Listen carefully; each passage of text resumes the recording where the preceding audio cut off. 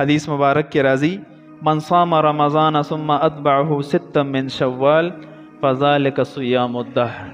څوک د رمضان د میاشت روزي ونیسي او بیا د شوال په میاشت کې یو شپږ روزي ونیسي نو د دپاره گویا چې د ټول کال روزي ونیولې، د ټول زمانه یعنی د ټول کال. عموما قانون دا د انسان چې یو نیکیو کې په یو پلس الله ورکي. من جاء بالحسنه فله 10 امثالها. یو نیکی دیو که الله لس چند نیکی اضافه کوي او اجر در کوي.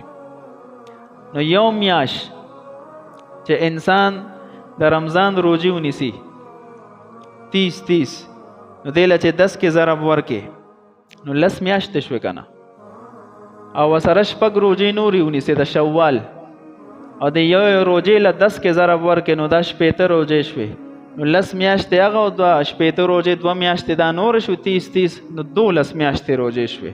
نو د شوال له میاشت دا روزي نیول دا گویا چې د ټول کال روزې، او انسان چې هر کال نیسي نو گویا چې دا د ټولې زمانې روزې دی ونیولې.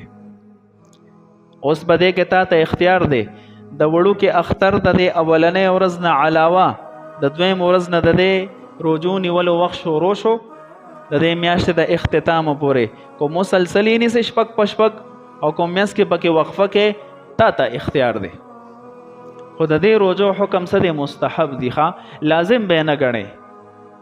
کم خلک چې لازم ګڼي نو د هغوی یو اصطلاح ده، اکثر زنانه دا قصې کوي دا روزې خامخا نیسي لازمې ګڼي، او چې کله شپږ روزې پوره کړي که نه نو دا ششعید مناوي د دې شپږو روزو نه پس د دې په 9مه ورځ باندې اخترېږي. څنګه چې موږ په خپل اختر کې خوشحالي کوو د دې به د شپږو روزو نه پس د دې اختر وي. د اختر یو ورځ تېره کړي ورپسې په 2مه ورځ نه 3مه ورځ نه روزې شروع کړي چې شپږ پوره کړي نو بیا دې ته ششعید وایي، یعنی اوس زما اختر شروع شو. دا د لزوم یو وجه ده چې دی لازم ګڼي. نو که یو انسان دا مستحب سیز د لزوم او د واجب او د فرض درجې ته ورسي نو بیا علما وایي دا شی بدعت دی، اوس پرې غسل ضروري دی. همدغه وجه ده چې امام مالک او امام ابو حنیفه رحمت الله علیه دې روزو ته مکروه وایي.